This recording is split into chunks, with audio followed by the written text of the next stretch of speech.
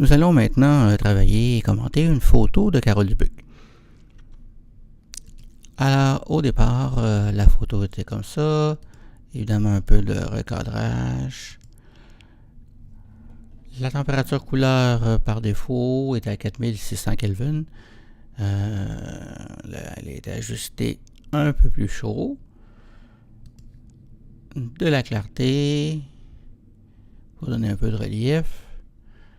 Recadrer de nouveau. Ensuite, on joue dans les paramètres prédéfinis qui font des effets. Alors, chaque paramètre prédéfini applique certains réglages bien précis. Alors ici, on voit que le premier a fait une certaine courbe, en particulier ici, des virages partiels. Le deuxième, d'autres choses. Alors, encore là, une courbe très prononcée, beaucoup de contraste. En fait, moi, je ne suis pas très partisan de ce genre de choses-là, parce que dans le fond, c'est un peu comme la peinture à numéro. On applique un certain nombre de réglages un peu arbitrairement à la photo.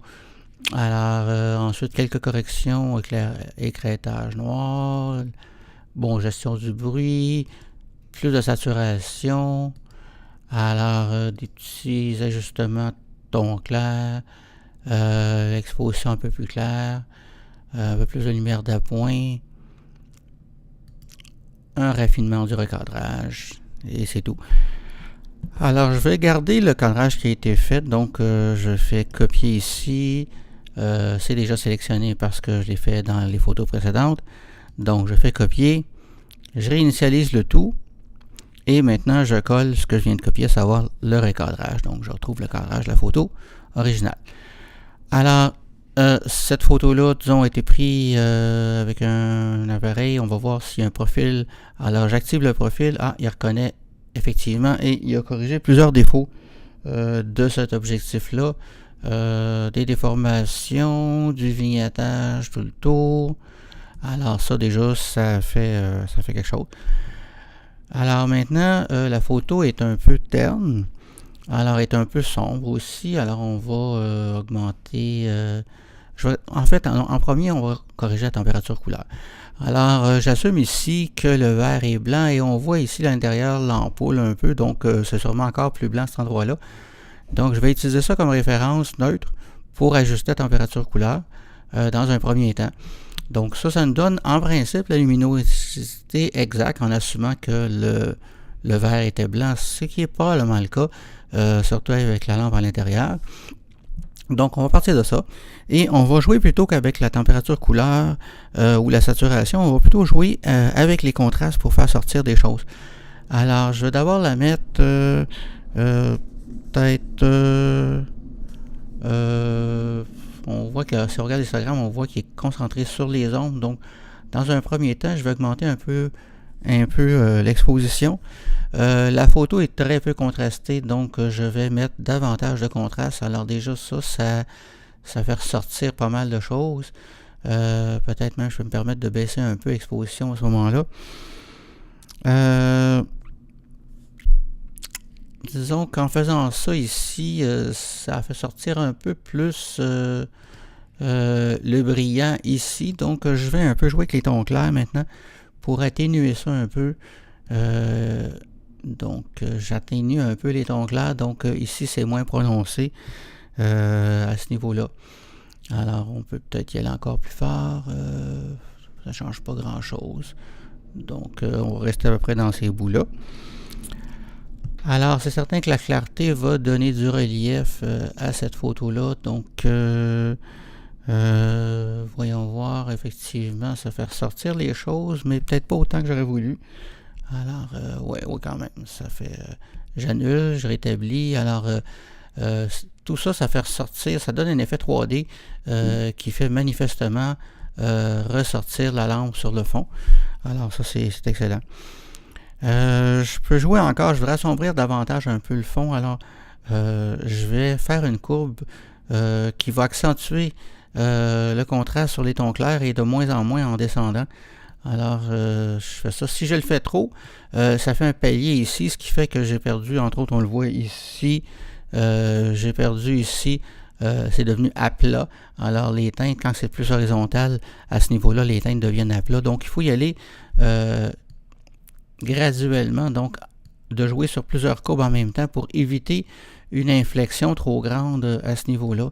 Alors, donc en faisant ça ici, ça fait ressortir assez bien tout ce qui est dans le fond. Donc je donne une courbe de moins en moins prononcée, alors de plus en plus à pic d'un ton clair et de moins en moins à pic, de plus en plus en descendant vers les tons sombres. Donc ça assombrit tout l'arrière-plan ici et ça met du contraste sur tout ce qui est clair dans cette photo-là. Donc ici, les tons clairs, ici aussi, donc tout ça fait ressortir davantage les tons clairs. Donc je vais voir maintenant si mon curseur ton clair est à mon goût. Donc je vais peaufiner un peu le curseur ton clair suite à cet ajustement-là, parce que évidemment les deux jouent dans les mêmes zones, donc il faut faire attention.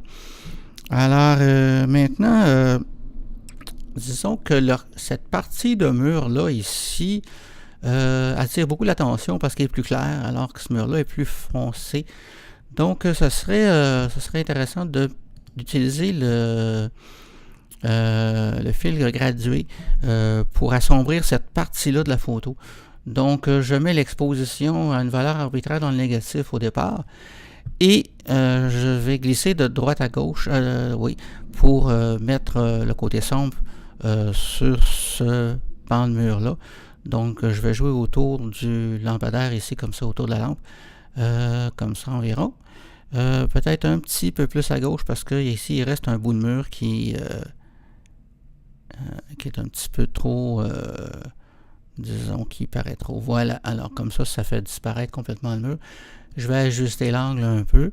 Alors si on clique sur la ligne centrale, ça permet d'ajuster l'angle. Et si on clique sur les deux autres lignes, ça permet d'ajuster le dégradé. Donc, à peu près comme ça. Alors maintenant, ça commence à avoir un certain sens. Là, vraiment, la lampe ressort plus. Alors, je vais ajuster ici, juste pour avoir quelque chose d'assez équilibré au niveau des tonalités. Voilà. Alors, c'est terminé pour le filtre gradué. Donc, j'ai assombri toute la partie droite de l'image. Ça n'a pas tellement affecté le support de la lampe, même si évidemment il s'est assombri en même temps que le mur derrière, mais comme il était assez clair, ça marche et ça le fait encore ressortir quand même. Là, peut-être je vais jouer un peu plus, rajuster un peu l'exposition, donc peut-être un poil plus clair, non, peut-être pas tant que ça, dans le fond, à peu près comme ça. Disons un peu plus clair, mais pas trop. Je vais peut-être jouer encore un peu avec les tons moyens ici. Moyen ton sombre, donc un peu plus clair au niveau de l'exposition, de façon à avoir un bon équilibre à ce niveau-là. Donc là, je pense que ça sort assez bien. Si on compare avec la photo originale, alors je recule ici dans l'historique jusqu'à avant la réinitialisation, donc ça c'est la photo originale. Alors donc je compare ce que ça donnait. Donc c'était beaucoup moins naturel que ce que j'ai produit en jouant plutôt sur les tonalités. Finalement, je pourrais baisser encore un peu l'exposition dans le fond pour faire sortir davantage la lampe, à peu près comme ça. Et on peut aussi comparer avant-après. Donc ça, c'est la photo, je ne sais pas exactement quelle étape, mais il suffit de faire glisser n'importe quelle étape de l'historique. Donc je vais prendre celle qui était juste avant la réinitialisation et je vais la faire glisser ici. Donc ça me donne la version originale et ça me donne ma version à moi. Alors ça fait quelque chose d'allure franchement médiévale. Disons que je pourrais peut-être encore mettre un deuxième fil gradué ici pour assombrir encore un petit peu cette partie-là ici qui est plus claire. Alors avec un dégradé ici pour pas faire trop, voilà. Et ça c'est un peu fort, donc je vais en mettre un peu moins. Voilà. Alors je vais l'effacer maintenant pour voir ce qui arrive si j'en mets pas. Et qu'est-ce que je vais annuler pour le remettre. Oui, c'est pas mal ça va. Alors un deuxième Parce que ici, ce bout de mur-là est encore plus clair, probablement parce qu'il est éclairé par un vitrail ou quelque chose comme ça. Alors là, c'est une question de goût maintenant. Disons, savoir est-ce qu'on aime cette atmosphère-là en particulier. On peut toujours décider de ne pas appliquer la température couleur originale et mettre ça un petit peu plus chaud. Moi, j'aime bien cette allure médiévale un peu froide. Disons, ça rend, je trouve, assez bien l'atmosphère là, de ces églises-là, là, avec la pierre à l'intérieur, qui, on sait que dans le temps médiéval, c'était pas bien chauffé, alors ça donne un peu cette atmosphère là, froide. Alors voilà. Maintenant, on va le jouer sur la netteté. Alors, on va mettre de la netteté sur la photo, donc essentiellement le gain d'abord, pour faire ressortir les détails. Et évidemment, quand on fait ça, le bruit ressort aussi, donc je vais utiliser masquage alors pour ne mettre de la netteté que sur le contour des objets. Alors pour voir les contours des objets, on enfonce option et on avance jusqu'à temps que le contour des objets soit blanc. Alors la netteté est mise juste sur les zones blanches et pas du tout sur les zones noires, donc l'intérieur des objets. Alors ça me permet d'éviter de mettre du bruit ici tout en mettant la netteté aux bons endroits. Donc je vais peut-être augmenter un peu le rayon pour bien faire ressortir. Alors les objets sont relativement gros, donc un peu, et je vais ajouter un peu de réduction de bruit parce que même si j'ai mis de la netteté uniquement sur le contour des objets, on voit que il y a le même bruit quand même si je ne mets pas de netteté, je remets la netteté à 0. Alors j'annule ça et je vais mettre un peu de lissage de luminance pour enlever ce bruit. Donc je vais laisser le temps à Lightroom de faire son petit effet. Alors il faut prendre un peu de temps. Alors voilà, le bruit est complètement disparu, mais les parties ici restent toujours nettes. Alors peut-être un peu de détail pour faire sortir la texture, on va voir ce que ça donne. Ça n'a pas changé grand chose, donc je vais la laisser comme elle était. Alors voilà, donc ceci complète le travail de cette photo là. Donc on peut comparer une dernière fois avec la version originale, donc juste avant la réinitialisation dans l'historique. Donc ça c'était la version originale et ceci c'est la version actuelle. Voilà.